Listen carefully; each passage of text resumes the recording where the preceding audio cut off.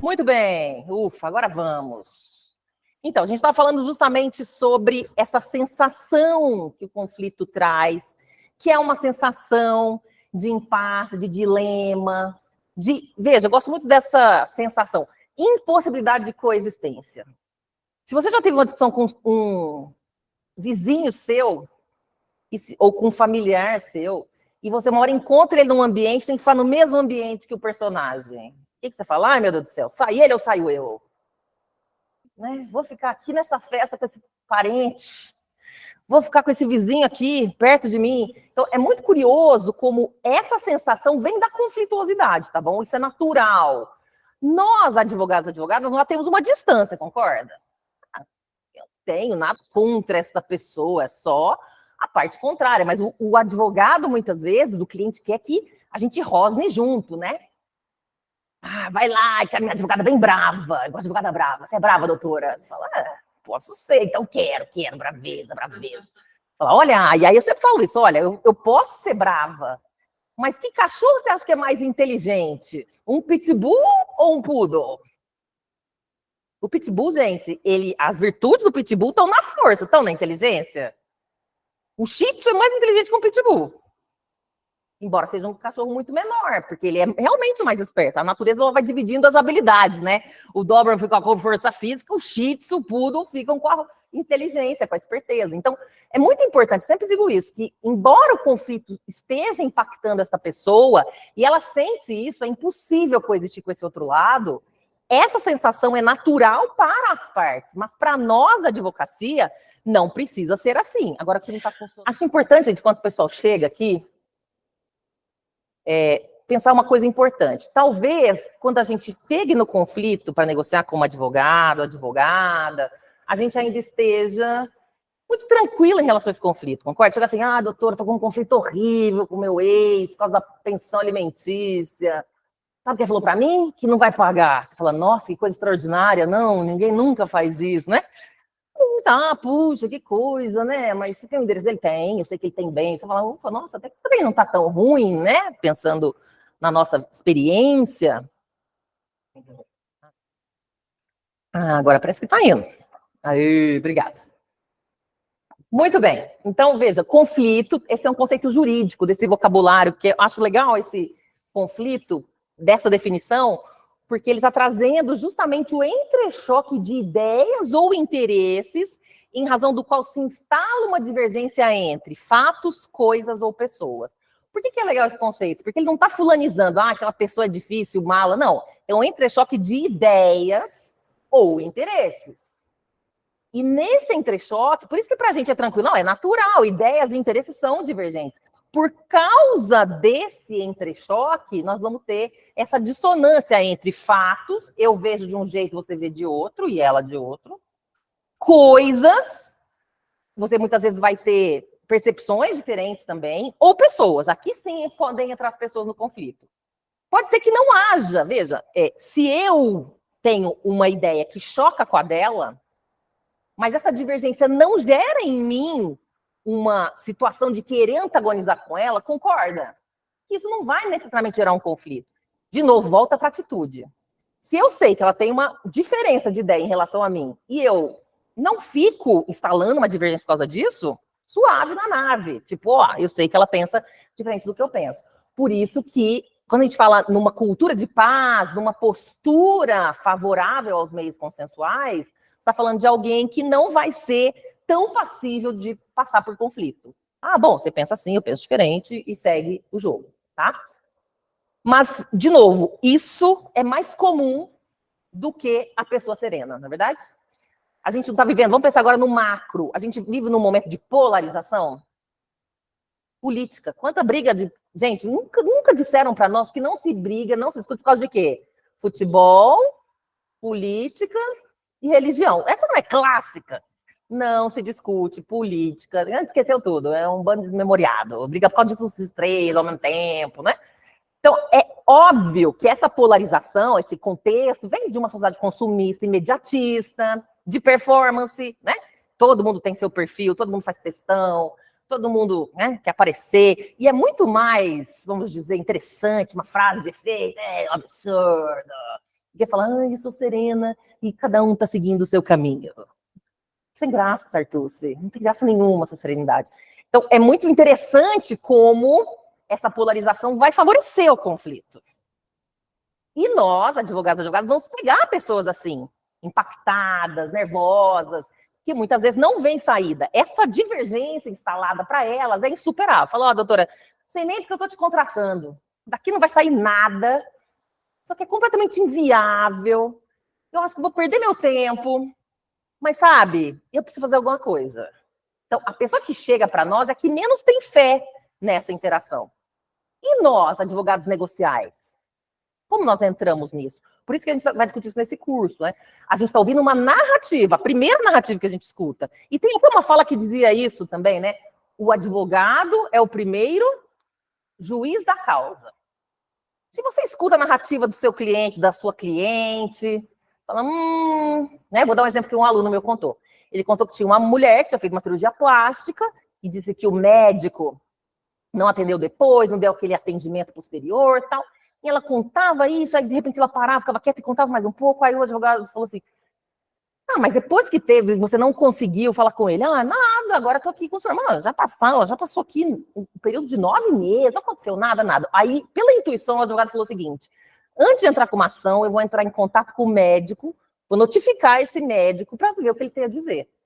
Porque o advogado sentiu que a cliente não estava dizendo tudo. Alguém já passou por isso? Parece que esse cliente é serpente. Ele não quer me contar, né? Quem aqui já passou vergonha em juiz, na audiência de instrução, passar vergonha? Alguém aí mais? Já passamos vergonha. Por quê? Porque ele conta uma história e vem... Quem já passou raiva depois da contestação, que vem aquela contestação demolidora, o BO contra o seu cliente? Por quê? Porque ele só te contou um pedaço da história. E quando a gente vai conhecendo mais, fala, ai, que vergonha, ai, falei aquilo, vai dar uma bronca no cliente, não adianta nada, já foi, né? Então, é muito importante ter isso em mente, que essas dissonâncias, quanto mais a gente conhecer o cliente, mais a gente tem chance de entender todo esse cenário. Mas é claro que a pessoa que está em conflito sente que isso é muito forte. Isso é natural em relação à visão sobre o conflito, tá? O litígio, gente, o litígio, essa expressão, ela retrata a demanda judicial em que uma situação conflituosa é levada à apreciação jurisdicional. Tá? Então, litígio é o conflito judicial. Então, o conflito é essa vivência externa, né, na vida das pessoas, em que elas sentem essa impossibilidade de coexistência, esse dilema. Geralmente, um casal que está em conflito, né? Conflito, então, é esse contexto maior. Pode parar num litígio? Numa ação de divórcio, numa ação de fixação do regime de convivência, de visita. A gente costuma dizer, quando a gente vai estudar os conflitos, tem muitas nomenclaturas, tá? Que, digamos que este conflito desse casal que está quase se divorciando tenha várias unidades de controvérsia. Então, tem o problema dos filhos, o problema da partilha, o problema da pensão. Dentro desse litígio, né, você pode ter várias disputas. Então, disputas são unidades do conflito maior. Então, pode ser que uma demanda, um litígio, seja acumulado de disputas. Ou pode ser que você tenha um litígio para cada disputa, não é verdade? Alguém já viu aqueles casais bem complicados? Primeiro você entra com ação de alimentos para resolver a pensão, depois convivência familiar e guarda, depois o divórcio e a partilha. Então, são um conflito, que é essa dissonância desse casal, 3 litígios para 3 disputas. Às vezes é um litígio só com 3 disputas lá dentro. Então, depende. Okay? Ter muita disputa é ruim ou é bom? Depende. Acha ruim. Primeira coisa, ruim, muita coisa para resolver. Né? Eu acho que não.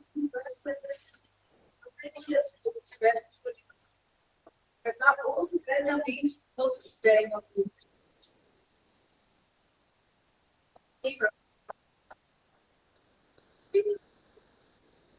Então, e a colega diz, o quanto antes você conseguir conversar e vamos dizer, desbravando essas disputas, melhor, né? Mas nem sempre as pessoas têm, vamos dizer, coragem dessa conversa. Ó, eu vou indicar um livro muito bom chamado Conversas Difíceis. Anote o nome aí. Conversas Difíceis. É um livro bem bom. Agora esqueci o nome do autor. Mas só tem esse nome com esse livro aí, com esse título.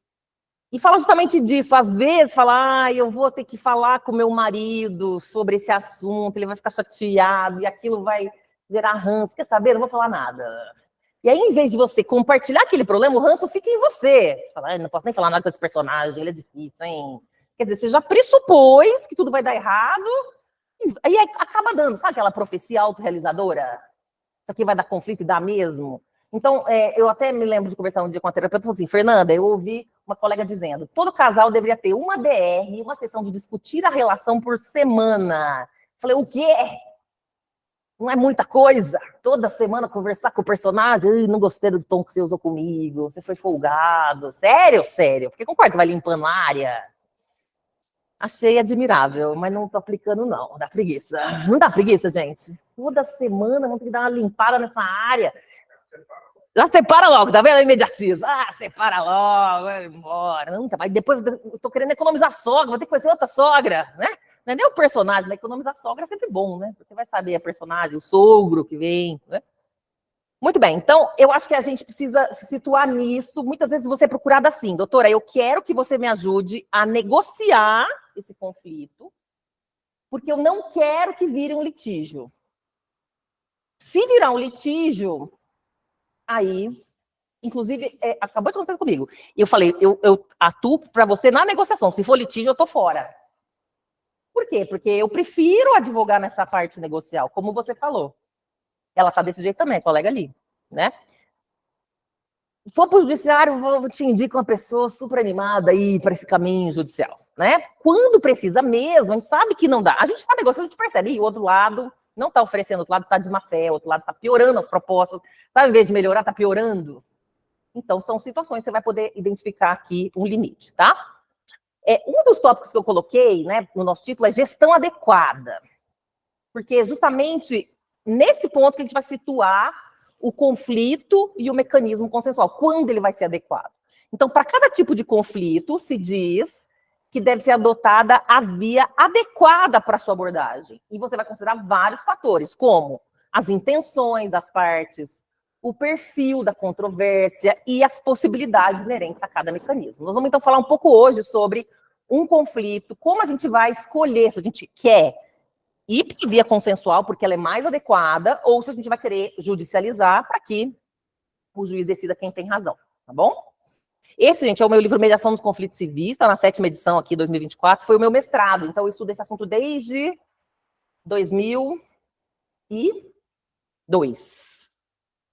E é bem legal, porque a cada vez que eu atualizo, tem mais coisa, mais ocorrências, né? Então, entra uma legislação nova, legislações, já põe a mediação lá dentro. Penal, até penal tem mediação, consumidor tem conciliação, ou seja, existe um grande incentivo aos meios consensuais. Então, eu sempre brinco, né? Imagina ter uma advogada que ficou 20 anos fora e agora voltou falando, eu voltei, nunca deixei de parar a OAB, vou advogar. Quando ela for ver esse monte de mediação, o que aconteceu? Não era assim quando eu saí. Eu falei, minha filha, senta que lá vem história, né? Porque cada vez mais foi se incrementando esse chamado ao consenso. Então, se era de colega como eu, nunca tinha tido nada na faculdade, 24 anos atrás, ela vai levar um susto, porque decididamente esse tema entrou. E a advocacia precisa estar preparada, porque de alguma maneira, né? Seu cliente fala, doutora, eu preciso negociar, não quero que você entre com ação para mim. Você me atende? Fala, não atendo, eu só trabalho com litígio. Complicado, né? A gente que advoga, vamos combinar, gente, a advocacia é uma profissão dos guerreiros, né? O conflito é exauriente. Se você ficar só na batidão do conflito, no judiciário, na arbitragem o tempo inteiro, haja saúde, né? À toa que a saúde mental da advocacia, não é? Sofre, padece aí de altas ocorrências. Então, acho importante essa diversificação. Em alguns pontos, você está preparada para o que for. Você está preparada para negociar, para ir para uma conciliação e negociar lá, ou ir para juízo, se for necessário. Então, acho que essas diferenças fazem, vamos dizer, uma boa possibilidade de atuação mais diversificada. Então, vamos lá. Elementos importantes. Conhecer o conflito e conhecer os meios de abordá-lo. Entre conhecer o conflito, vai exigir de nós, advogados, uma postura curiosa em relação ao conflito. E pedir para seu cliente explicar exatamente o que aconteceu. E às vezes ele não vai te contar tudo. Ah, porque eu fui buscar a criança na escola, agora ela entrou com uma ação de busca e apreensão.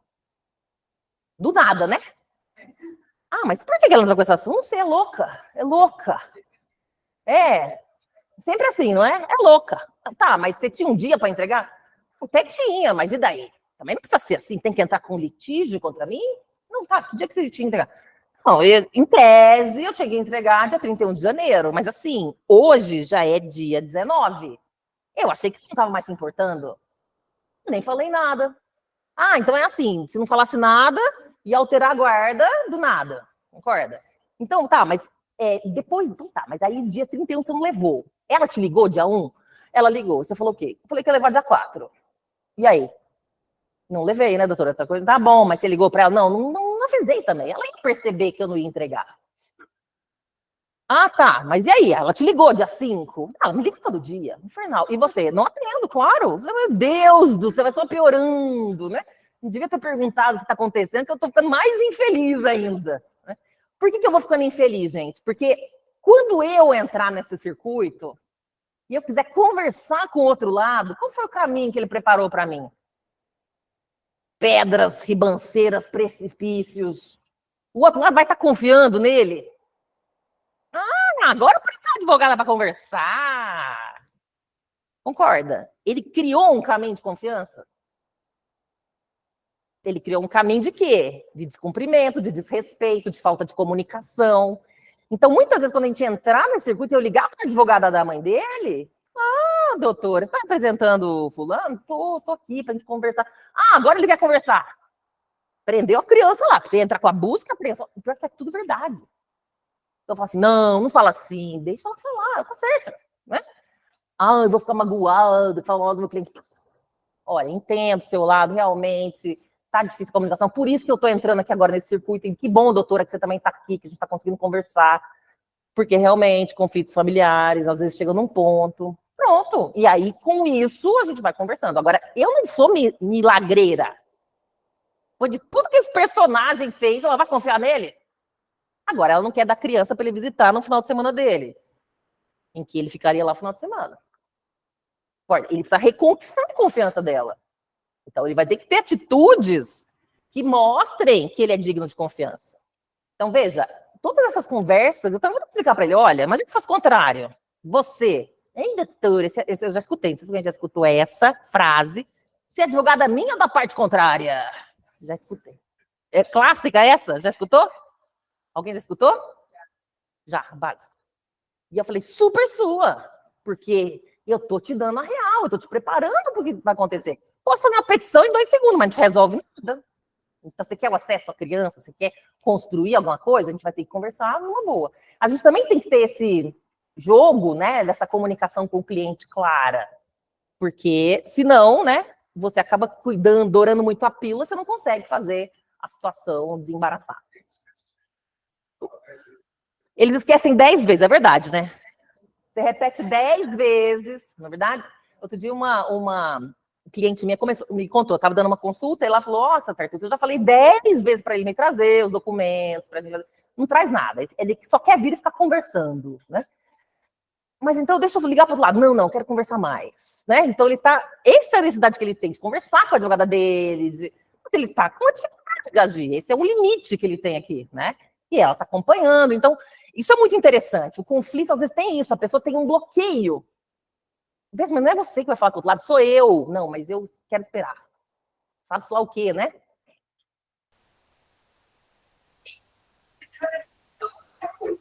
Isso. Veja, mas não queria. Eu se não ligar aqui para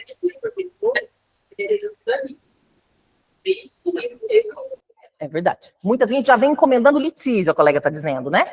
Ela já quer, doutora, eu quero entrar com a ação, não quero acordo. Não fala, brifa, você, doutora, vem com essa hora de acordo, hein? Mandei minha última advogada embora por causa disso. Tá me ameaçando? Tem certeza? Tá me ameaçando? É isso? Ameaças? Vão ser assim? Eu posso te ameaçar também? Né? Vou te abandonar? É assim? Gente, pra falar com medo do advogado na parte. Com medo. Ah, tem essa também. Você tá com medo do outro lado, por isso é que é acordo. Tem isso também, como se o acordo fosse fraqueza. Na verdade, o acordo é muito mais forte do que a petição, concorda? Que o juiz não quer ler, que ninguém quer saber. Concorda? Que pode dar multa por litigância de má-fé.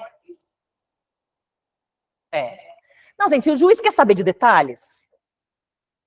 Ah, porque a pessoa deixou de entregar a criança 3 dias depois. 3 dias, o juiz fala, pelo amor de Deus, já entregou agora? Já foi? Já? Tá, foi. Ele quer saber detalhes. Não, doutor, mas sabe o que eu senti naquele momento? Não querem fazer um acordo aqui para resolver daqui para frente? Veja, tem isso também, o cliente tem expectativa, não, eu quero mostrar para o juiz, passo por passo. Ó, doutora, tem aqui um dossiê, ó, 50 páginas de print de WhatsApp. Para o juiz ver, eu grifei aqui, ó, tá tudo grifado. Você olha lá, tudo grifado. O juiz vai ver. Olha que o juiz chega na página 13 e fala, agora eu percebi. O juiz não vai pegar para ler.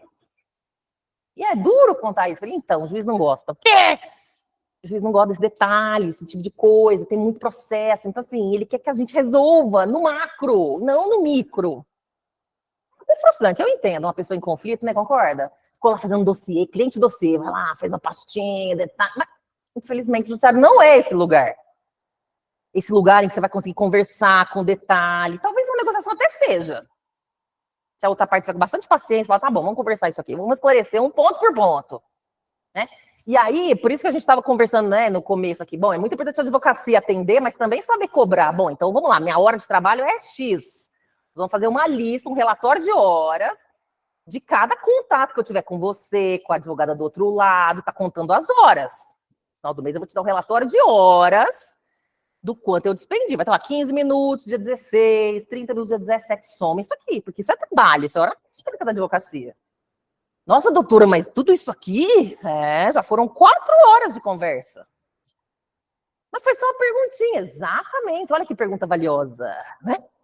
Ela envidou esforços, tempo, sabedoria, conhecimento, é isso mesmo. Então, o conflito, gente, se a gente for pensar bem, ele custa, não é verdade? Cada vez que você envolve uma pessoa no conflito, ele vai custando mais. Então, pensa, aquele casal tá com a disputa lá em relação ao filho. Enquanto eles estão conversando entre eles, não está custando dinheiro, está custando saúde mental, né? Que um está ficando nervoso com o outro, não dorme de noite e tal. Aí ele fala, chega, não aguento mais conversar. Vou contratar advogada. Aí ele contrata você e ela contrata você. Nesse momento, vocês já foram contratados, o conflito começou a custar dinheiro, concorda? Diretamente, porque contratou vocês, o conflito já saiu.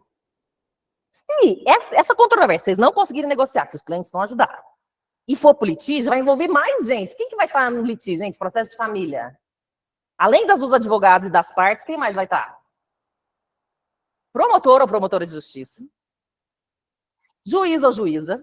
E o cartório judicial, né? Porque dependendo, a gente sabe que tem muito andamento do processo, que é do cartório que desenrola. Então, ó, já tem 7 novos personagens, coloquei o cartório como uma figura só. 7 novos elementos envolvidos nesse conflito. E assim, se o processo andar e tiver um perito para analisar as crianças em relação à guarda, mais personagem. Aí você contrata um assistente técnico de psicologia para acompanhar o perito. Um de um lado, outro do outro. Olha como isso vai aumentando o número de personagens. Então, não é incomum que no começo do conflito chegue lá assim, doutor, não tem acordo, eu quero estar com a justiça. Tá bom? Não quer acordo? Tá bom. Passados 3 anos, a parte já gastou um dinheirão, chega na hora da perícia, ela fala, ai, mais esse dinheiro? Tô cansado de dar dinheiro para advogado. É verdade, é que absurdo, não quer dar dinheiro para nós. Não querem, mas eles estão cansados do conflito e falam, eu não quero dar dinheiro para advogado, nem para psicólogo, vamos conversar. Nós, advogados e advogadas, muitas vezes vão ser chamados a conversar. Por isso eu sempre digo que nós, quando a gente estiver lidando com o conflito, por mais que o cliente queira um pitbull, a gente tem que ser elegante, a gente não pode tratar colega, porque assim, a vida é a roda gigante em movimento, hoje você está por cima, mas está por baixo, precisa adiar uma audiência de instrução, porque você vai viajar, o outro colega precisa assinar junto, concorda? Então, assim, a gente sempre tem que deixar a porta aberta para saídas honrosas, para conversas. Então, assim, eu não vou antagonizar com o cliente para fazer graça para o meu... Né, vou antagonizar com o advogado do outro lado, para fazer graça para o meu cliente. Né? Fazer show para o cliente. Porque tem gente que faz, né? Ah, doutor, você vai ficar bem brava na audiência, vai. Não vou ser inteligente, vou ser estratégica. Brava não vou ser. Doutora, não vou ser. Pitbull é forte, mas não é inteligente. Nós não queremos esperteza, estratégia. Veja, eu preciso bancar isso, concorda? Então, por isso a confiança é uma habilidade importante. E eu preciso explicar para ele, olha, meu estilo de negociação é estratégico, nós vamos falar, vamos buscar os interesses, não vou ficar lá fazendo uma performance de que eu quebro tudo. Pelo contrário, nós vamos conseguir negociando para conseguir o que você quer. Mas com calma, paciência, deixa eu trabalhar. Não fica perturbando, querendo um show, que não é lugar de show. Veja, essa conversa séria é importante ter com o cliente. Porque senão, né, você até pode dar o show para ele, mas o bem da vida, que é a convivência familiar, a criança e tal, fica para um outro momento, porque é difícil conseguir tudo ao mesmo tempo. Ok? Então, esse é um ponto importante. Então, nós que estamos pensando aqui na gestão do conflito, nós temos que conhecer esse conflito e temos que conhecer os meios de abordar esse conflito. Por isso que essa visão mais ampla vai considerar diversos mecanismos, e a negociação é o primeiro, é o mais fluido deles. Ok? Então, essa é a ideia da adequação. Diante de uma controvérsia, de um conflito, cumpre ao operador do direito ou ao gestor, às vezes você tem um gestor de uma empresa, um diretor jurídico, por exemplo, encaminhar as partes ao mecanismo adequado para compor o impasse. Eu gosto mais de composição, né? Eu até uso essa expressão composição, do que resolução. Ficou meio cortado aqui, né? Depois eu vou consertar para vocês. A palavra resolução ou solução de disputas... Deixa eu ver, onde que tem resolução aqui? Tá vendo que eu coloquei? Escolha do meio de composição de conflitos. Autocomposição, heterocomposição, é compor uma nova forma de interação. A expressão solução ou resolução tem mais a ver com rescisão de contrato, né? De, enfim, extinguir uma situação. Mas você pode usar composição, como eu coloquei aqui, resolução ou solução, tá? E aí eu trago essa pergunta sobre como determinar o melhor método para a resolução de uma controvérsia específica. Então, seja um conflito familiar, seja um problema de vizinhança, seja um problema contratual, qualquer que seja. Essa pergunta foi respondida por esses dois autores americanos, o Frank Sander e o Lucas Hosdeixer, nossa senhora, é difícil de falar, que tem um texto longo em inglês em que eles vão explicando esse ponto. Né? 3 elementos centrais devem ser levados em conta para você decidir sobre a forma mais adequada. Então, você vai escutando o cliente sobre a narrativa do conflito e você vai ter que saber, objetivos. O que você quer? O que exatamente você deseja? Isso é muito importante, gente, porque às vezes você procura assim, doutora, eu quero mover uma ação negatória de paternidade. Por quê? E essa é uma história real, tá? Aconteceu comigo, era uma consulta. Por quê? Não, foi assim. Eu tenho uma filha de 6 anos. Aí, a mãe dela resolveu mudar para o Nordeste. E eu fiquei aqui em São Paulo com a minha filha. Aí, minha esposa voltou 1 ano depois. Veja, eu moro com a minha filha do 0 aos 6 anos. E agora, a minha esposa voltou e quis pegar a minha filha. Eu falei, não vou entregar. Vai entregar? Não vou entregar. Aí ela disse, também a filha nem é sua. Eu fiquei em choque e entreguei a menina para ela. Aí eu fiz uma pergunta, depois até me arrependi um pouco. Eu falei assim, e você acreditou nela? Ele quase caiu da cadeira. Ai, meu Deus do céu. Pode ter sido mentira? Eu falei, nem cogitou. Não, calma. Quer uma água? Respira. Calma. Nossa, doutora, fui muito burro, então. Calma. Não, eu falei isso. Pode ser verdade, não tem problema. Mas meu ponto é, você falou filha 10 vezes. Você não quer mais essa filha? Porque mesmo que você não fosse, ou não seja o pai biológico, você já é o pai registral e afetivo. Você quer mesmo abrir mão dessa filha? Para ela encontrar o pai de verdade dela? Já fui provocadora, assim, não, eu sou o pai dela. O que você realmente quer? Ah, doutora, eu não estou satisfeito com a pensão, viu? Eu não queria pagar a pensão. Ah, bom, aí complica a história. Mas você percebe? Ele veio com o objetivo, entre aspas, de negar a paternidade. Ele não resistiu a 5 minutos de pergunta e creu. O objetivo dele era outro. Então, isso é muito comum. Conforme você está conversando com o cliente, às vezes ele fala que ele quer uma coisa e ele quer outra. Por isso, muitas vezes, eles não saem satisfeitos. Né? Teve gente que, aluno que já me contou, que fez o divórcio, aí, de repente, então, já saiu. Mas, doutora, que rápido! Eu achei que a gente ia lá no juiz, ia conversar, tal. Não, já saiu. Mas, nossa! Desapontada com a rapidez do processo, você não queria, então? Não, eu achei que ia ter mais um tempinho. Não tem tempinho agora. Agora foi, né? Desculpa aí, né, ter sido deficiente. Quando a gente quer que seja rápido, é lento. E vice-versa, né? Quer incluir mais pessoas no conflito, é assim. Você não tem controle do momento, de nada, tá? Então, objetivo, isso é muito importante. Nós vamos falar um pouco disso. Segunda pergunta que você tem que fazer para você identificar o mecanismo adequado. Qual forma de solução de conflitos possui recursos que muito provavelmente facilitariam a solução dessa controvérsia? Será que é arbitragem, quando você vai ter um julgamento com especialistas? Será que para judicial com uma perícia, isso vai ajudar a entender? Será que uma mediação em que as partes vão poder trazer diversas possibilidades? E 3, olha que interessante. Motivo pelo qual não se consegue chegar ao consenso. O que está pegando aí? Por que eles não conseguem conversar?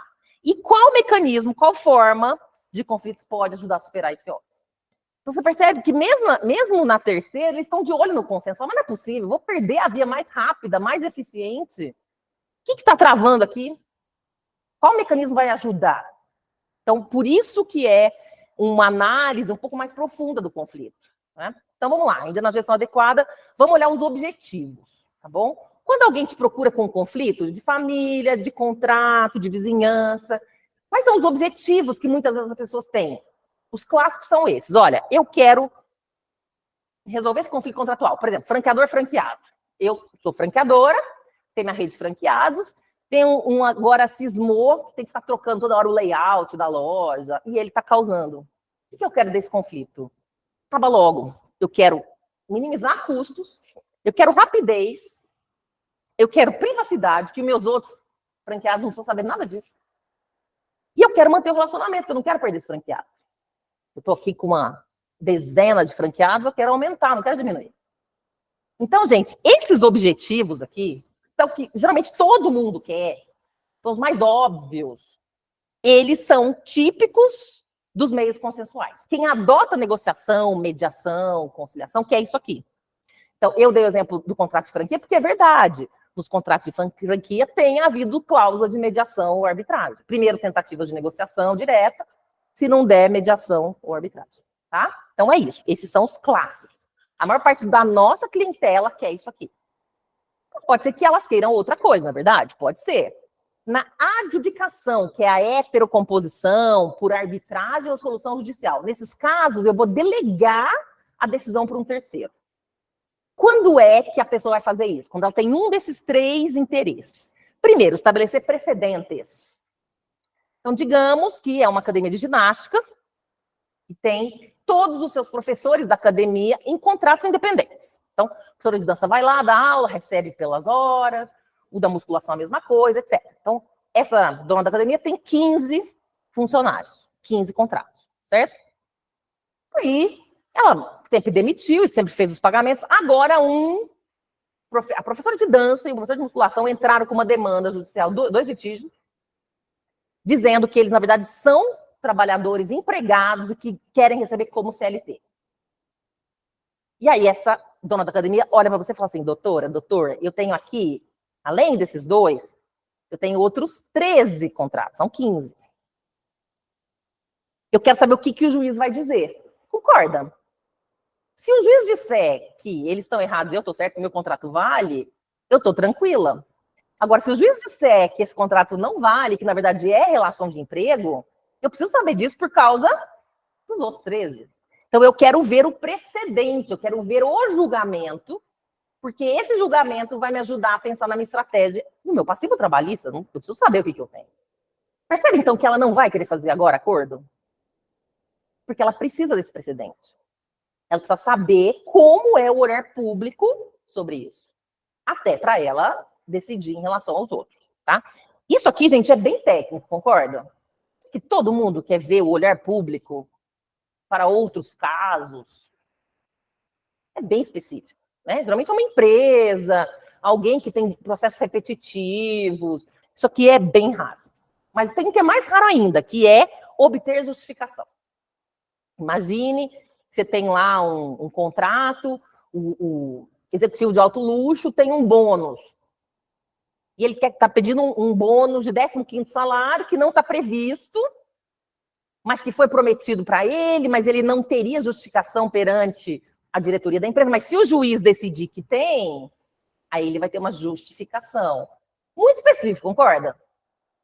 Nossa, também muito específico. O contrato não prevê, e o judiciário vai ser a justificação. Ou, essa aqui talvez seja mais comum, arriscar por máxima vantagem. Tá bom, eu vou tentar um acordo para quê? Se eu posso ter mais no judiciário. O judiciário vai me dar mais do que eu conseguiria nesse acordo. Ok? O que quero dizer para vocês é o seguinte, às vezes o cliente chega com esses objetivos, consegue ver o que ele conseguiu. Então, por exemplo, saiu a decisão de primeira instância de que é contrato de trabalho, não de emprego mesmo, não é contrato independente. Agora, o que ela faz? Agora eu quero acordo. Por que ela vai pagar todo aquele dinheiro se ela pode fazer um acordo e minimizar custo com rapidez, com sigilo e ainda mantendo uma saída honrosa? Também já vai acontecer se arriscar por máxima vantagem. A primeira instância deu uma decisão e com o valor da decisão ele foi lá negociar. Bom, então, eu tenho isso aqui da sentença, vamos negociar? Então, veja, uma coisa não exclui a outra, necessariamente.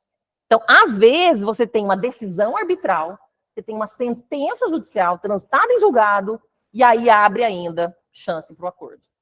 Então, o consenso, gente, a tentativa de negociação pode acontecer antes, durante, depois do litígio, da decisão arbitral. O grande fator vai ser a autonomia das pessoas. Pode até parecer incoerente. Nossa, mas depois de 10 anos de litígio, você quer acordo? Eu não aguento mais.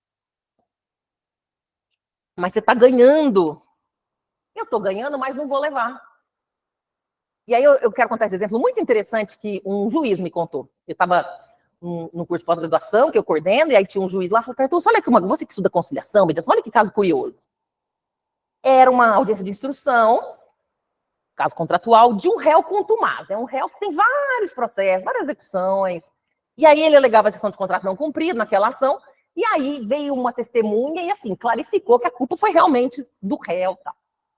E aí, quando a testemunha falou aquilo, eu falei, pronto. Aí eu, o juiz, falei o seguinte, bom, então encerramos aqui, vamos fazer memoriais, e eu já vou dar sentença aqui hoje mesmo.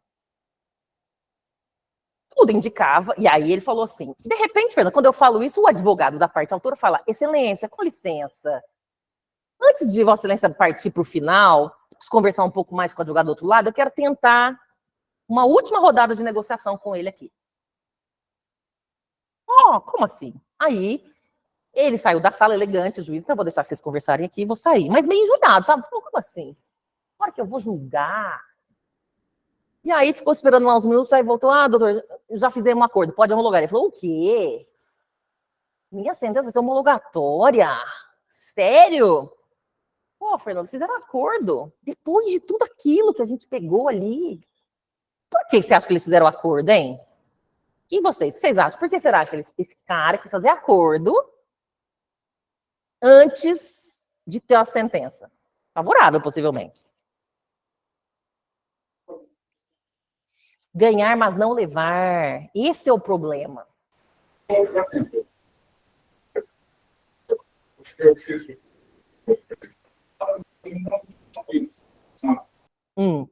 na verdade, todo ponto é algo com a mudança. A gente fala para vocês também, eu posso fazer que até aquela tem acordo amigável, e o acordo sempre passou a animosidade e tal. Esses atos que foi antes de uma sentença, você pode se compor sempre, independente de uma homologação. Aí colocar o tal conflito, mediação, claro, não são especialistas. Mas, de certa forma, eu vou fazer uma coisa muito chula. Poderia um floreamento de algo que já existia, se a gente analisar, né? Isso. Ó, o colega está perguntando esse movimento todo pela conciliação, pela mediação, porque, na verdade, isso sempre existiu, né? A negociação sempre foi possível, né? Então, eu acho que é legal falar disso, por quê, né, que veio esse encantamento com os meios consensuais. Ele está perguntando isso, e eu acho que é importante até situar vocês. Vejam, mediação existe de uma época antiquíssima, tá? Os antigos chineses, a cultura oriental, no Ocidente, os pastores, religiosos, enfim, rabinos sempre fizeram mediação. Sempre existiu essa mediação, mas não técnica, na área jurídica, tá? Mas o direito não lidava com mediação. Aí começou a haver, geralmente, mais ou menos na década de 60 para 70, em vários lugares do mundo, um surto de processos, um volume absurdo de processos. Nada perto do que a gente tem, mas os europeus, os americanos falam, oh, que tanto de processo, milhares, nós vamos dar a carga de milhões, né? Mas eles acharam muito. E aí começaram a estudar mecanismos que podiam funcionar. Por exemplo, nos Estados Unidos, eles verificaram que no bairro do Chinatown, que era um bairro que tinha mediação, tinha um índice de conflituosidade, de litígio, de vizinhança muito menor. Então, começaram a estudar esses mecanismos. Na Inglaterra, viram que tinha casos de mediação familiar. Então, o que aconteceu, na verdade, foi que os sistemas de justiça, tentando dar uma resposta ao surto de processos, começaram a estimular estudos, e Harvard fez um grande estudo, universidades Cambridge, enfim, no mundo inteiro, para estudar mecanismos que pudessem ajudar nesse cenário. Então, na verdade, é uma resposta do sistema de justiça a esse volume absurdo de demandas. E aí fizeram isso recapitulando a mediação, que também existe fora do direito, né? Então, mediação escolar, por exemplo, crianças brigando por causa da bola, pode ter lá, às vezes uma outra criança mesmo treinada para ajudar nessa conversa, né? Mediação mediação intercultural com populações indígenas, existem vários formatos de mediação. Mas a grande verdade é que, de 60 para 70, os sistemas de justiça começaram a olhar mais para esses mecanismos e a tentar incentivá-los no processo, né? Criando a ideia de tribunal multiportas, uma das portas é da mediação, além da porta do julgamento, e a partir daí houve um boom da mediação no mundo. No Brasil ainda demorou, né? 60 para 70 a gente estava ainda na ditadura, então não tinha ainda uma abertura muito grande. A gente começou a receber os influxos de mediação mais fortes mesmo, final de 90, 2000. Então, mas os outros países, né, todos, a Europa inteira, Estados Unidos, Canadá, todos os países acabaram tendo esse resgate dos meios consensuais e virou realmente uma grande chamada para os mecanismos consensuais.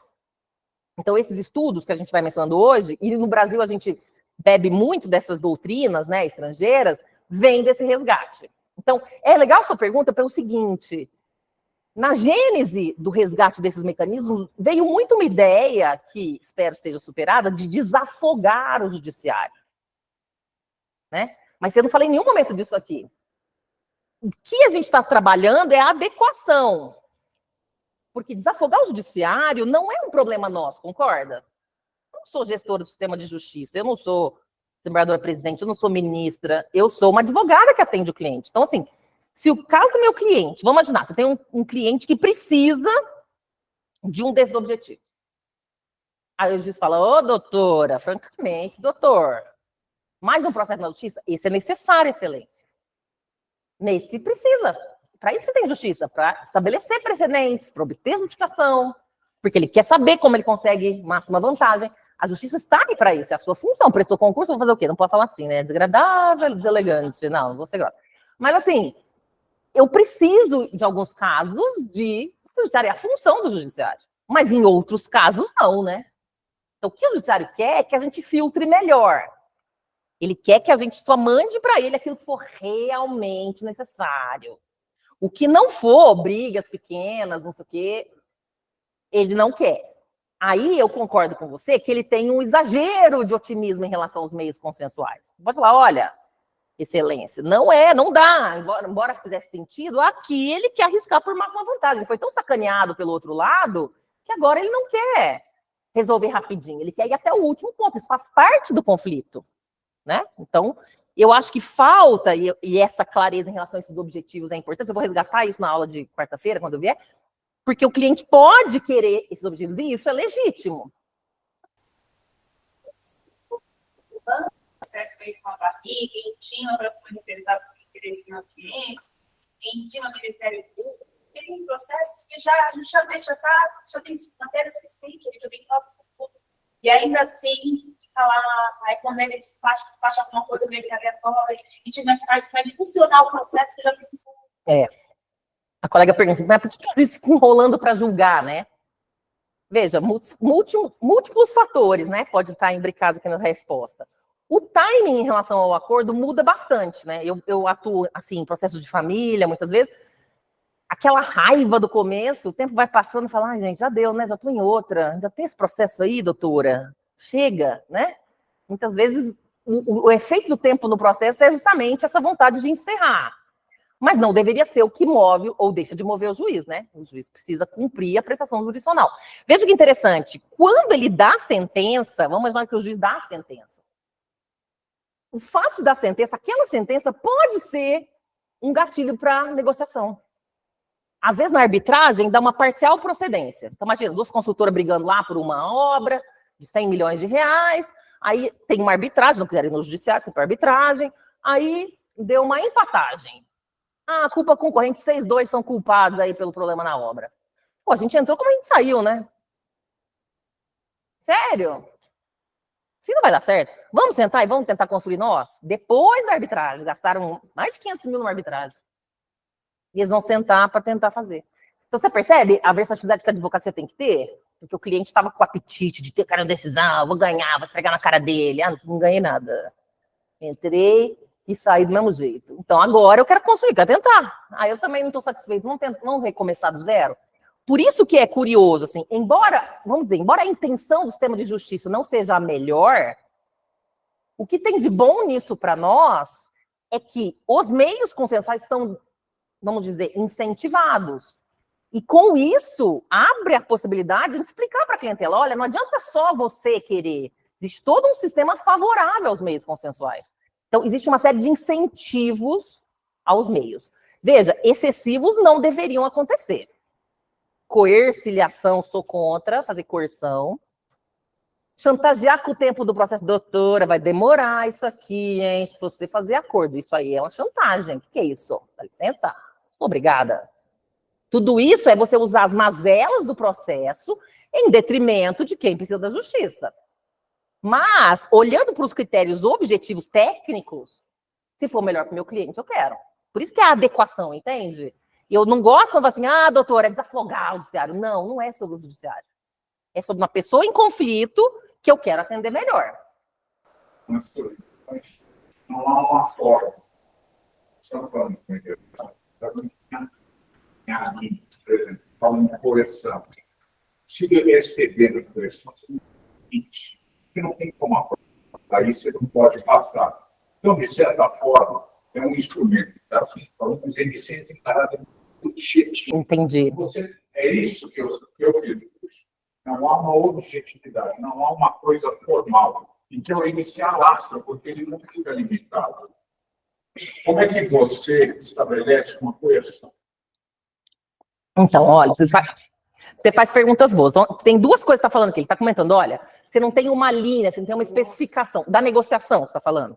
Pode ser limitado, porque você já tinha essa coisa. Então, como é que eu chego? Eu posso comprar e falo, então, aqui não pode exceder, porque na linha, no artigo 28, está se excedendo alguma coisa. Está fazendo uma coerção, isso tem caráter de chantagem. Então, está cojumando a parte contrária. Fica uma coisa sem laço. Mas veja, meu ponto de vista não aprofundei nada. Entendi. Há 6 anos e está aqui falando de como. Mas eu sei que eu pensei dessa forma. Se eu tiver que apontar um artigo para mostrar para o juiz que ele se excedeu ou falta excetar, eu não tenho. Eu tenho só um oratório. Então, acho que você traz vários pontos interessantes aqui. Vamos pensar na negociação. A negociação é uma conversa, lembra? É uma conversa para tratativas para resolver. Conversa, em geral, oralidade, mediação, conciliação também são princípios. Você tem autonomia da vontade. Se tiver um terceiro mediador conciliador, ele tem que ser imparcial. Hoje na nossa querida legislação, nós temos princípios. O artigo 30 da Lei de Mediação fala da confidencialidade da Lei de Mediação, a Lei 13.140. Tem lá, confidencialidade. Não pode haver descumprimento da confidencialidade. Então, se Por exemplo, tiver uma proposta, ela é confidencial. Então, hoje, só para dizer, hoje você tem um arcabouço melhor sobre os meios consensuais que a gente tinha antes. Melhorou. Mas ainda temos um espaço da oralidade. Então, assim, por isso que a advocacia tem que estar muito preparada. Você está numa audiência de conciliação, por exemplo, eu sempre dou essa dica para meus alunos, a conciliação, aí o conciliador fica assim, olha que beleza, a doutora ali trouxe proposta, que proposta boa, doutora? Você não trouxe proposta? Seu cliente não vai dar proposta? É brincadeira, né? A gente vem aqui para quê? Não sendo imparcial esse personagem? O que você pode falar para ele?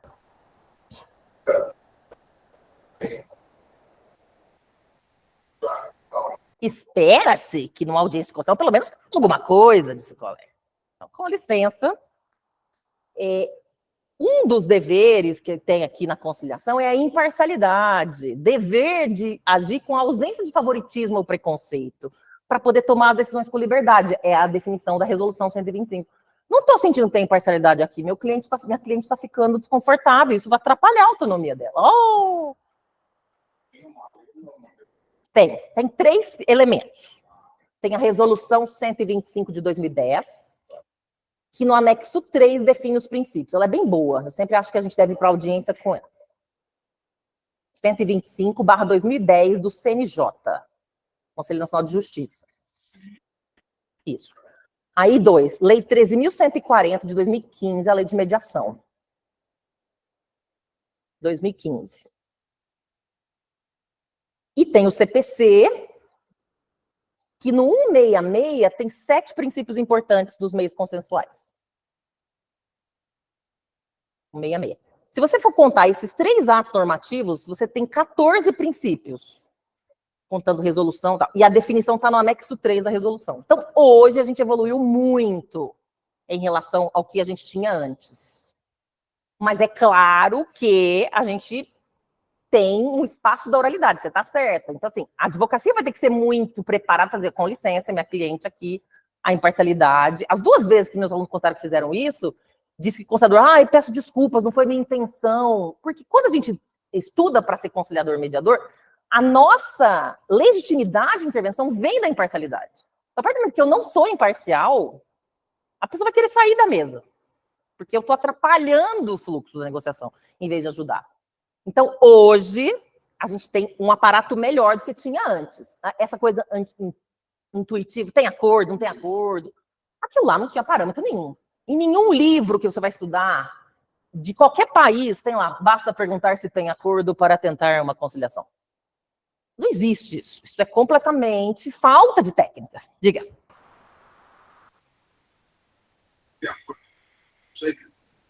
Pois é. Ó, boa resposta, hein? Tem acordo, doutor? Não sei, me convença. Tipo, concilia aí, né? Vamos fazer o trabalho? Porque você sabe que uma vez me contou essa história um advogado de outro estado. Ele contou, era um advogado que dava nome ao escritório grande. E assim, era uma negociação que estava quase.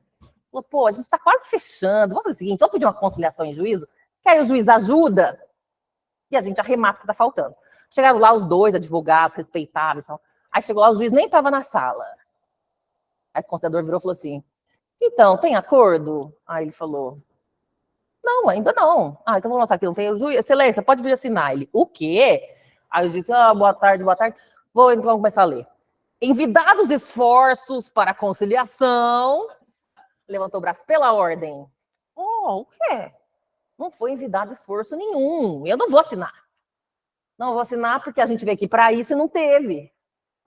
Como assim, doutor? É verdade, doutor Excelência. A gente está negociando, a gente tem uma expectativa de que na hora que a gente fosse organizar os pontos, do que estava faltando, Vossa Excelência fosse atuar. Isso é muito interessante, a expectativa de ser o juiz o conciliador. Será que é a melhor pessoa para conciliar? Melhorou muito, né? Hoje a gente tem uma evolução, que antes era um ódio para o né? Tem acordo, não tem, tchau, vai demorar o processo, se eu fosse você, fazia.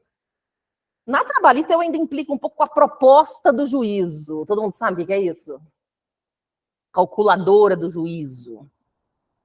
Porque a parte autora pede 100, o réu oferece 10, olha, eu vou pegar aqui a calculadora do juízo. Já que vai dar já tá julgando, excelência, então, ajuda aí. Mas veja, é isso, a advocacia vai usar, estou falando tecnicamente, também não tem previsão disso. Mas a advocacia, claro que vai usar isso. Por que eu vou pagar mais se o juiz pode dar um valor a menos? Errado está o juiz que se intromete a dar o valor. Um dia um aluno meu falou assim, professor, eu fui fazer uma audiência de conciliação, o juiz poker face, cara, jogador de poker. Um falava, o outro falava, ele com a mesma cara. Neutro. Salubridade.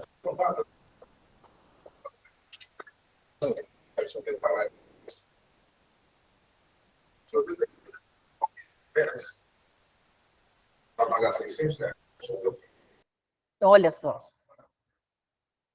Você vê, tem cada, ele está contando caso aqui, né, da trabalhista que vem, né? Tanto que o senhor quer, valores jogados ao léu. Não é sobre isso a justiça, né? Então, veja, esse caso do juiz, cara de nada. E aí, o que você fez? Ah, doutora, eu falava, ele não fazia cara de nada.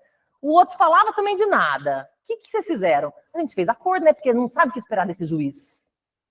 Então, olha que interessante. A inércia do juiz falou o quê? Ele não está me dando nenhuma dica.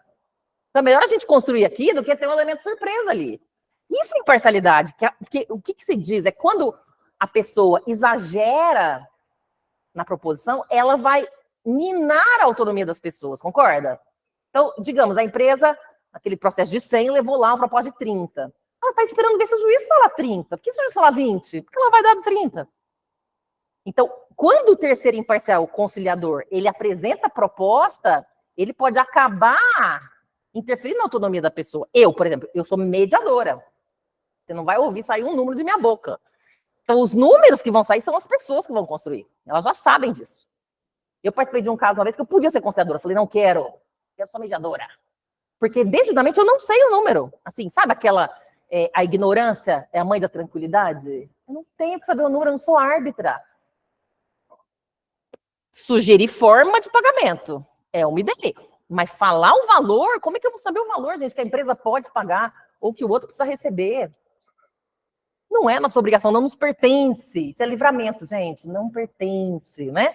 Ao terceiro conciliador ou mediador. Então, o negociador, sim, nós advogados vamos tentar a melhor posição de vantagem. E aí, esse é um ponto importante, deixar cada lado fazer. Então, assim, quando a gente tem um caso que a advocacia está bem atenta, eles vão conversando, daqui a um tempo a gente nem precisa falar muito, né? A gente brinca, né, que o bom mediador é biodegradável, né? Ele vai se tornando desnecessário, porque as partes estão conseguindo conversar, né? Não precisa falar muito.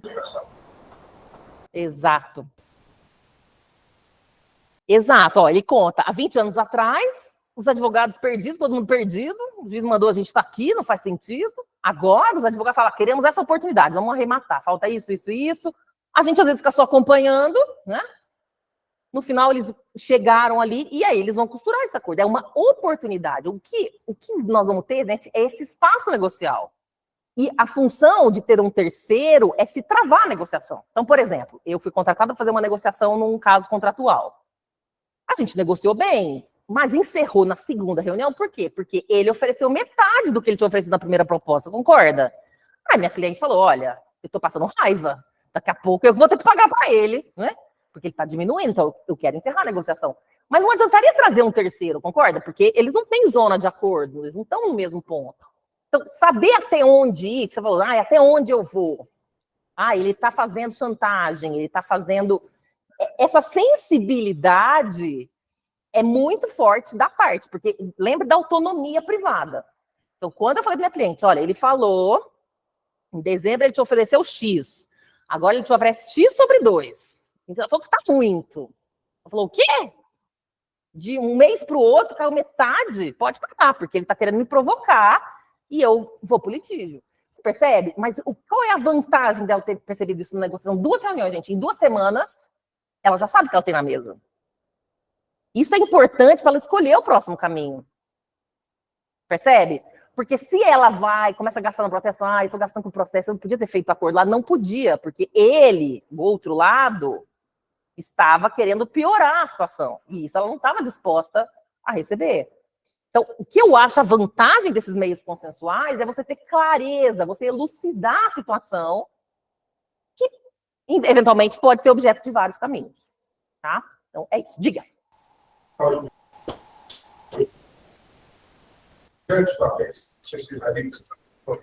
Ah, interessante pergunta, né? A pergunta que o conciliador fez, né? Inverta o papel. Você aceitaria o que você está propondo? Sim. Exatamente. Interessante. Pergunta reflexiva essa. Para esse conciliador serve, né? Ó, a gente travou aqui, 100 ou 10.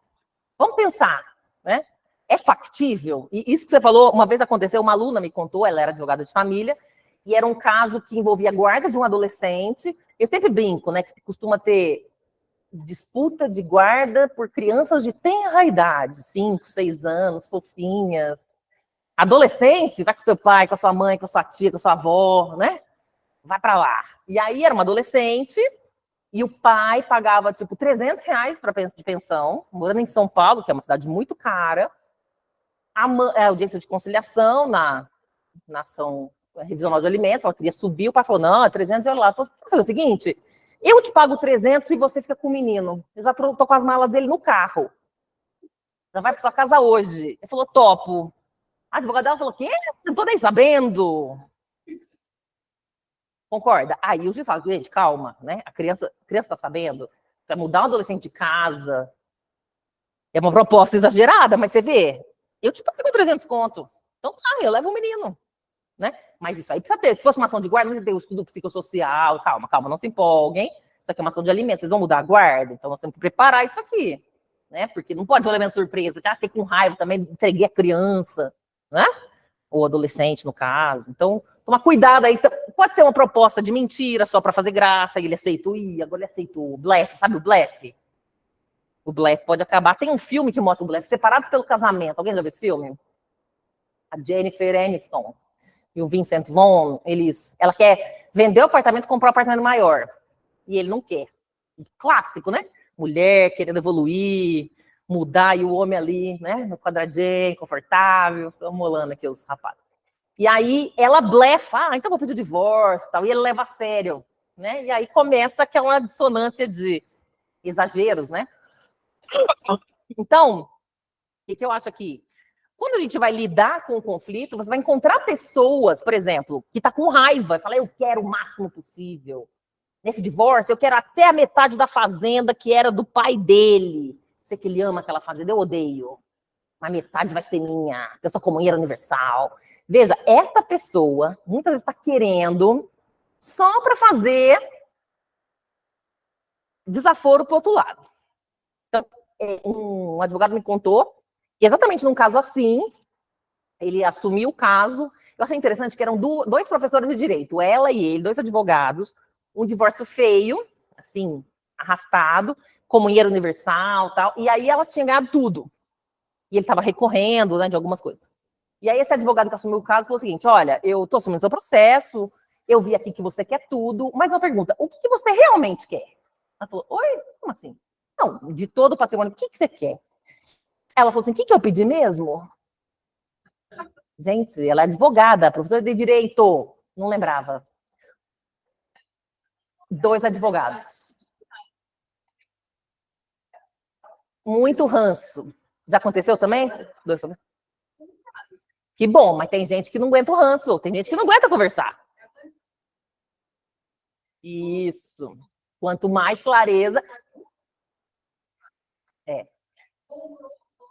Mas você sabe que essa transparência patrimonial não é a regra, né? O assunto dinheiro não é um assunto difícil? Tipo, você vai achar que eu sou interesseira, né?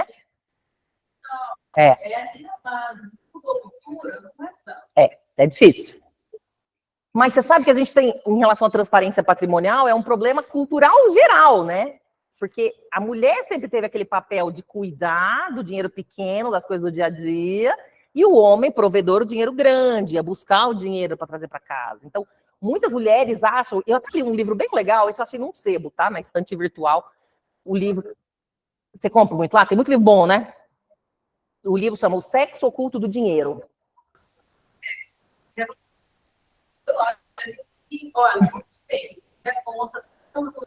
Isso. Mas olha que interessante, nesse livro, ela está falando, a mulher tem que ficar de olho, né? essa psicanalista argentina ela explica? Ela fala o seguinte: no passado, quem eram as mulheres que ganhavam dinheiro na arena pública? As mulheres que lidavam com dinheiro. Quem eram, gente? As mulheres que no passado estavam nas ruas ganhando a vida. Prostitutas. Então, a mulher que falava de dinheiro era mercenária, era prostituta, era exploradora. A mulher boazinha em casa faz tudo de graça, dólar. Percebe? Então ficou uma coisa meio que estereotipada, que a mulher dinheirista, mercenária, como as prostes, e a mulher tem que ser meiga, fofa, tudo de graça. Isso entra na cultura por séculos, e para tirar isso, né? E aí ela conta no livro bem legal, que ela fala assim, e aí veio uma advogada falar comigo, e ela falou que ela estava negociando duramente, e aí o cara falou, nossa, você é difícil, tal, você é muito malvada, aí disse que abalou ela, tipo assim... Tipo, porque a mulher, o feminino é bonzinho, ela não pode ser má. Ela falou, pô, e ela disse, podia ter me chamado de desonesta, que eu sei que eu não sou desonesta. Ela fala que eu sou má, e tá atacando na minha feminilidade. Olha que louco. Ele desestruturou ela na negociação ali, ao atacar um atributo que seria feminino. Então, por isso que esse livro, ele fala, olha, a mulher costuma ter mais dificuldade para lidar com o dinheiro, porque isso é cultural, isso vem de uma história.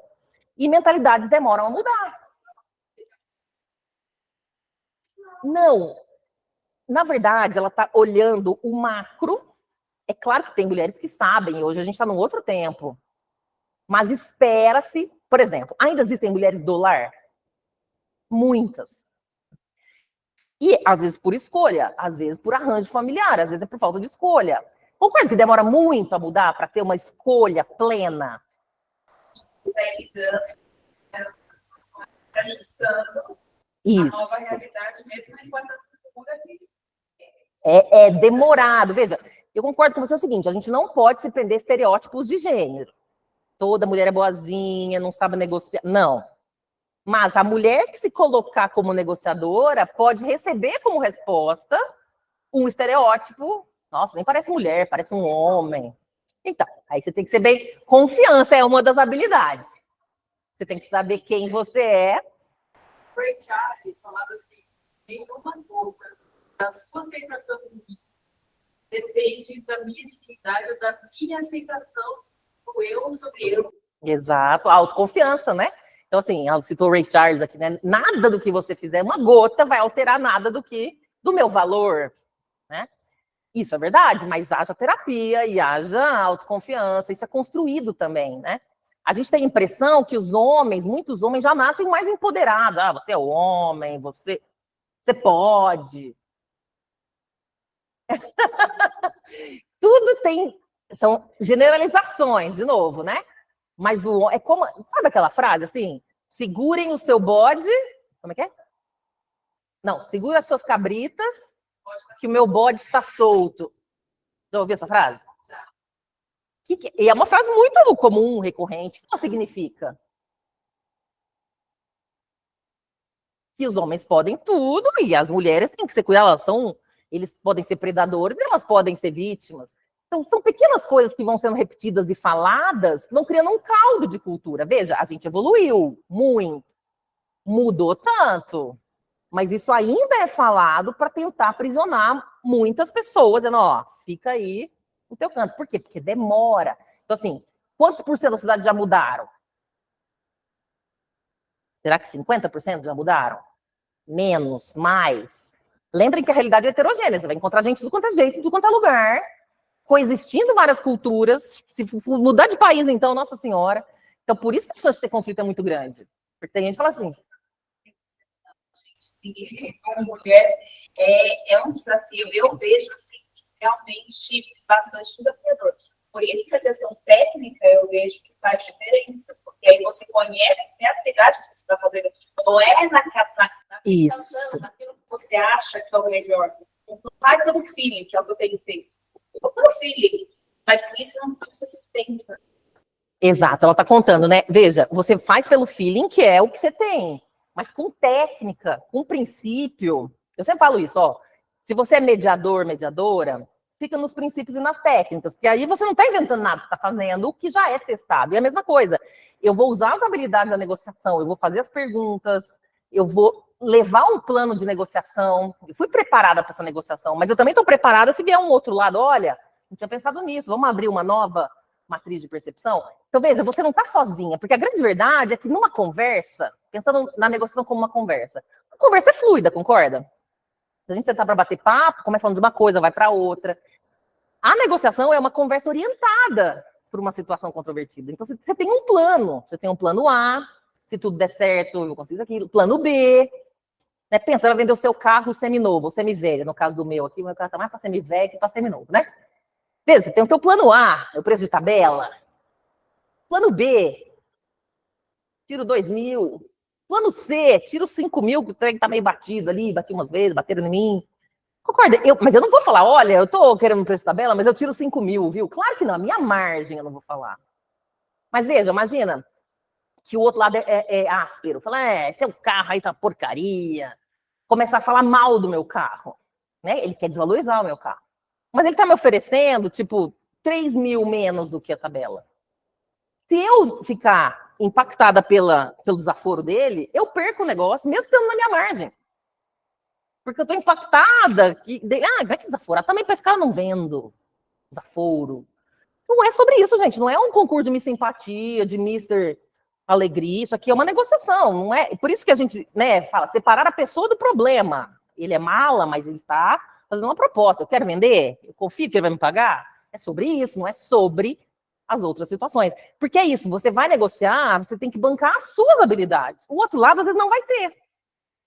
Nossa, aquele cara, nesse momento, o cara foi arrogante do nada. Se eu me irritasse aqui, podia sair da mesa. Concorda? Mas não tô aqui para ficar irritado, não é sobre mim, não é sobre ficar irritadinha. Tá? Então, além disso, o que mais? Né? Mas veja, uma coisa muito importante, tá, gente? Quando a gente vai negociar, o meu distanciamento do conflito faz com que eu consiga continuar melhor. Se fosse a pessoa que me contratou ouvindo aqueles desaforos, concorda? A chance do conflito escalar era maior. A espiral do conflito. Então eu falei depois que acabou, eu falei, olha, realmente, muito teimoso do outro lado. Ainda bem que você não estava lá para escutar, porque até eu comecei a ficar com raiva. Não demonstrei na hora, sabe, gente? Mas assim, eu fui ficando, ainda possível. Há um mês atrás, vai oferecer. O que mudou de um mês para cá, né? Então, mas é isso, assim, as pessoas que têm uma negociação mais áspera, mais dura, elas vão desafiar você, por isso você precisa saber o que você está fazendo. Eu tenho um plano de negociação aqui, não consegui emplacar meu plano porque o outro lado é uma dança, tá, gente? Se o outro lado não quer dançar, não quer ir, não tem o que fazer. Mas você estava disponível, você escutou, você estava presente, a oportunidade existiu. Que é o que você pode fazer. Né? Fazer o outro se comportando de uma certa forma já é uma expectativa irrealista. Bom? Então, gente, a segunda pergunta da adequação do conflito, né? Qual forma de solução de conflitos possui recursos que provavelmente facilitariam a solução da controvérsia? Então, essa é a pergunta que aqueles dois autores, o Sender e o Lucas, falam. Então, olha elementos interessantes que eles destacam. Boa relação entre os advogados das partes. Então, se você fala assim, nossa, eu conheço a advogada do outro lado, isso é bom, mas tem que explicar para a clientela, tá? Porque tá com medo ou tá em conluio, né? Um aluno me contou que ele estava numa reunião no CRM, Conselho Regional de Medicina, e aí ele estava representando um médico, sendo acusado de um erro médico, ainda no processo administrativo. E aí que ele está comentando, bom, porque o colega ali disse, aí o médico olhou para ele, deu uma cotovela, ele não é seu colega, não. Que é isso? Colega advogado, né? O médico ficou doído, porque o advogado chamou de colega.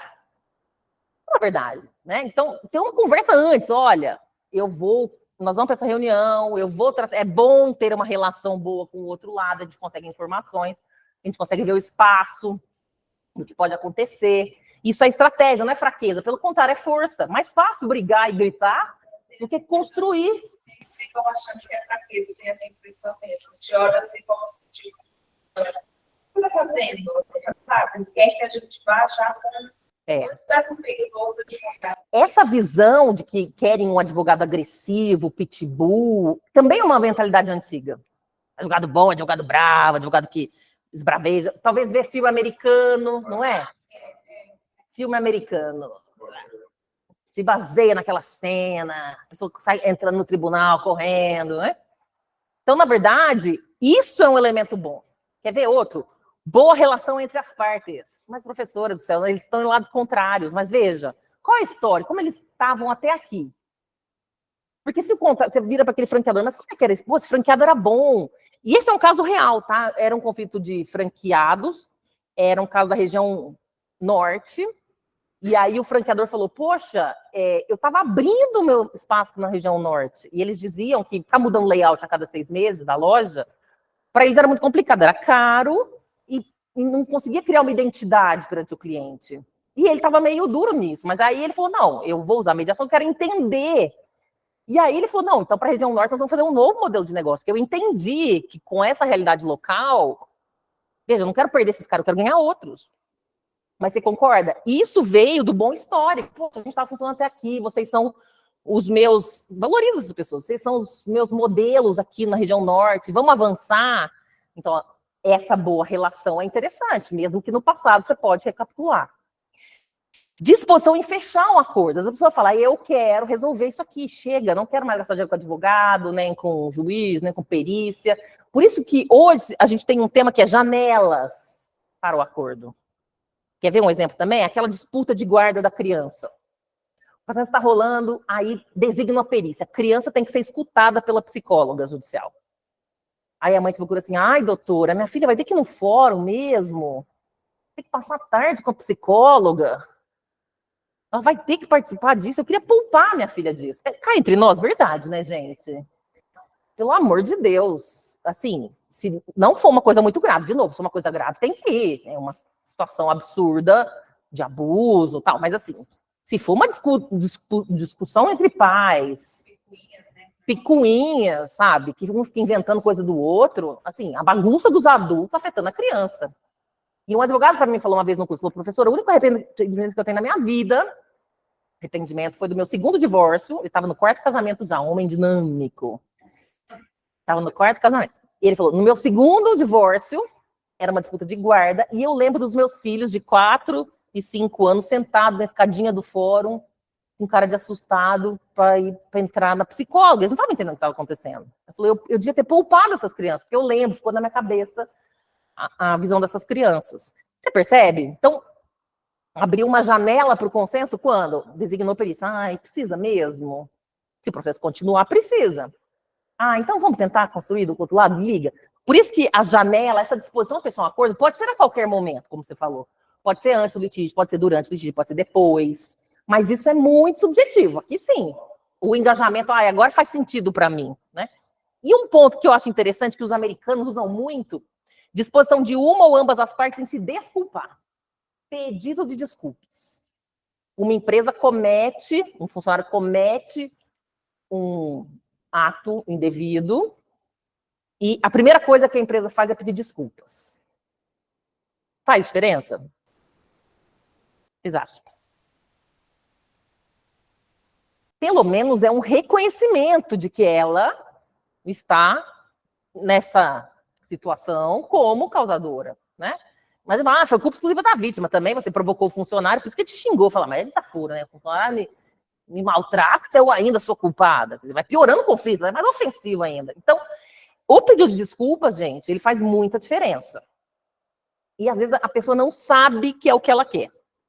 Então, por isso, eu sempre digo, na advocacia, a gente também pode trabalhar com isso. Olha, deixa eu fazer uma pergunta, uma coisa, digamos, você receba lá um indivíduo e fala, olha, eu briguei com meu vizinho, ele foi grosso comigo numa tarde, eu estava dormindo, ele me chamou para tirar o carro do lugar, aí estava errado, e ele foi grosso comigo, me chamou de desclassificado, e estou muito chateado com ele e tal.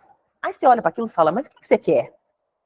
Eu quero que a situação se resolva da melhor forma. Mas o que ele pode ter, né, gente?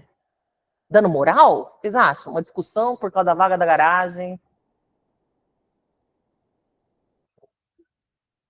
É um pedido de desculpas, não é? Aí você pergunta assim, bom, mas dano moral? Assim, acho que o juiz não... Ele fala, que dano moral? Não falei nada disso. E se ele te pedisse desculpa? Ah, se ele pedisse desculpa, seria bom. Concorda? Às vezes é isso, é um pedido de desculpa. Ou, se você arrisca assim, eu quero que ele me peça desculpa, né? Ou, você pediria desculpa? Você está com um cliente culpado. cliente causou, eu estava nervoso, eu extrapolei mesmo. Doutora, mas é domingo à tarde, tive que levantar para tirar o carro do lugar. Eu estava errado, mas eu fiquei nervoso. Você pediria desculpa? Acho que é uma pergunta ruim de fazer para o cliente, o que vocês acham? Como advogado. Você acha que é ruim? Depende do cliente, né? Como assim, doutora? O quê? Eu quero que ele que me peça desculpa. Ele que me acordou da soneca. Pois é, tem cliente que volta, tem cliente que não volta, mas tem cliente que pedir desculpa, eu peço toda hora, tô nem aí, né? Então, acho que é importante você falar assim, olha, uma coisa que muitas vezes faz diferença é pedir desculpa. Pedir desculpa é uma coisa que ajuda bastante. E aí eu lembrei que eu li um texto, era um caso americano de erro médico, a família, assim, o rapaz sofreu um acidente de carro, e aí ele foi levado para um hospital próximo, e por causa de um erro médico, esse jovem de 20 e poucos anos faleceu. E aí a família entrou com uma demanda contra um litígio contra o hospital americano e ganhou $10 milhões.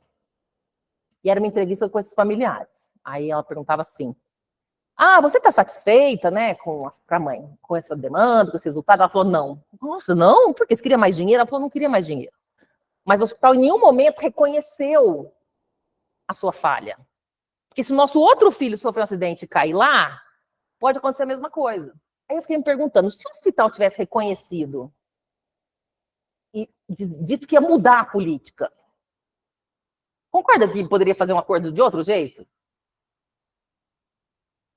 Mas o advogado do hospital não falou. Quem que me contou outro dia também num curso? Que era uma empresa que tinha histórico de assédio sexual. E aí a empregada falou, eu não quero dinheiro, eu quero que essa empresa pare com essa conduta. Então, o que a empresa prometeu? Fazer um curso, uma capacitação contra abuso sexual na empresa. Mas era o que ela queria, ela não queria dinheiro. Nossa, Arthur, como a pessoa não queria dinheiro, não pode dar os dois, hein? Pode.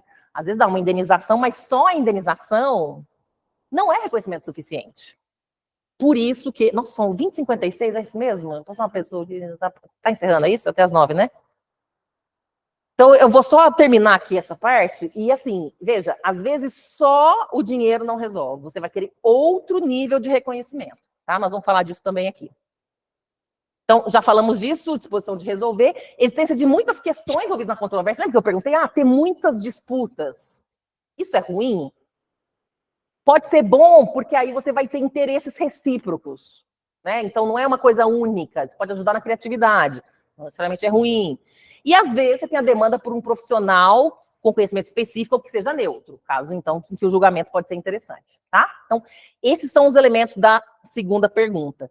E a terceira e última pergunta, que eu vou passar rapidinho com vocês, é por qual motivo e qual forma de solução de conflitos pode superar o óbice pelo qual as pessoas não conseguem chegar ao consenso, tá? E aí, vejam, a gente vai entrar em por que a negociação direta falha muitas vezes. Falta de comunicação eficiente. Um dos primeiros pontos que tem com o conflito é não consigo coexistir, não falo mais com o outro lado. Ou então, eu não conheço negociação. Eu comecei a falar, ele foi grosso, desliguei na cara dele. Às vezes é assim, tá? Mas você tentou negociar? Tentei, doutora. Como foi? Liguei para ele. E aí? Ele não atendeu. E depois tentou de novo? Não, foi só essa vez mesmo. Mas... Você ligou no horário bom? Eu sabia que ele ia atender. É autossabotagem, então. Ela não queria, entendeu? Entendi. Que bom que você tentou, mas então, agora eu tô entrando e é uma nova rodada. A minha proposta é, vamos tentar... Ele tem advogado, deixa eu falar com o outro lado, vamos ver como é que tá a situação lá. Então, veja, porque é isso, às vezes a forma como ele negociou é uma não negociação, ou foi mal feita, né? Isso vem da coisa intuitiva. Se a gente que é advogado tenta ter um cuidado, é difícil, imagina um cliente na hora do nervosismo. Então, é muito comum que ele tenha tido más conversas antes, o conflito mesmo faz isso, tá? E diferentes maneiras de ver os fatos e o direito. Muitas vezes essas dissonâncias também vão ser importantes, tá? Pressões externas, às vezes tem alguém que é contra o acordo, né? A gente tinha um caso muito interessante de guarda em que o avô da criança não queria o acordo com a ex-nora, né? Então, ele faz uma pressão externa porque o filho dele... Na verdade, o filho dele resolveu prestar concurso para morar na casa dele. Então, se o filho dele tivesse a guarda, ia ficar na casa do avô, entendeu? E o avô não queria aquela situação. Então, ele fazia uma pressão né? E ele não queria. Veja, interdependência, você pode ter empresas interdependentes que também são, todas as pessoas impactadas têm que ser incluídas na matriz do consenso. Olha nós aqui, interesses conflitantes entre advogados e clientes. Para o advogado é mais compensatório o conflito longo, porque ele vai ganhar mais. Esse é até um conflito ético, né, gente? Eu, num conflito do meu cliente, eu tenho que pensar em mim ou no meu cliente? Nos dois, né, professor? Não, calma, nós temos que representar o cliente.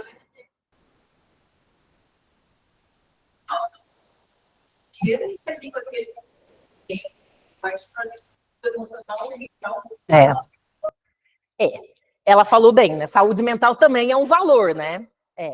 Segundo, é certeza que seu cliente vai ganhar esse dinheiro todo? É uma chance de ganhar, né? É um risco. Se ele não fizer o acordo, ele vai ganhar os 10 milhões? Folga não, que nós somos no Brasil, concorda? E existe um monte de aspecto que pode acontecer até lá. E outra, você pode fidelizar esse cliente para outros casos também. Mesmo que nesse não seja o seu maior ganho, você ganha um cliente. Então, você oferecer o melhor para o cliente também vai te dar um ganho reputacional, que também tem valor, né?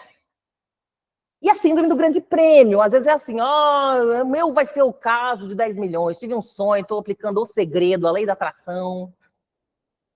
Olha, mas veja, não temos muito caso no Brasil, preciso te dar real aqui, né? Você, muitas vezes, pode ter uma expectativa, mas ela tem chance de ser resolvida? Então, esse é o teste de realidade, né? Que muitas vezes a gente tem que fazer com o cliente, para que ele possa desenhar uma proposta factível. Já aconteceu de chegar na mediação, o cliente com uma proposta assim, e eu como mediadora, falei assim, nossa, você conversou com o seu advogado sobre isso? Ele falou mesmo aí umas coisas sobre proposta aí, meio complicado, né?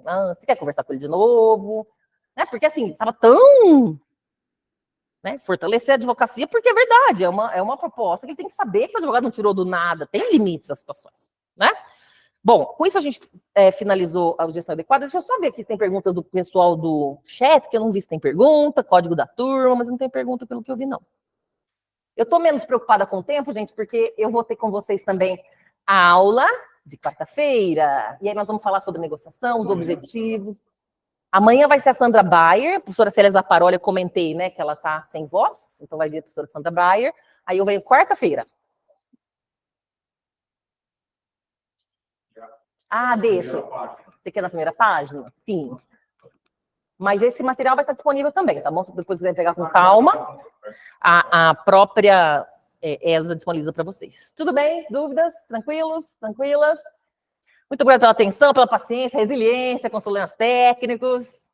Sobrevivemos. Então, boa aula amanhã, nos vemos quarta, tá bom? Pessoal do online, não vi perguntas. Se tiver perguntas... São 4 dias de curso. Segunda, terça, quarta, tá bom?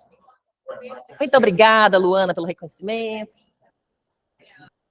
Não, na quinta-feira vai ser a Cecília Aspert, professora da GV, que vai falar sobre flexibilidade e resiliência. É uma pessoa muito resiliente, eu escolhi especialmente. Precisa ser, né? Também é aula inédita. Esse curso, gente, é todo inédito. Obrigada, Tainá, Renata. Eu volto quarta. Quarta-feira estarei aqui, tá bom? Obrigada, gente. Eu adorei aqui o reconhecimento. Obrigada, viu, gente? Obrigada. Até quarta. Até amanhã. Aproveitem amanhã também, tá bom?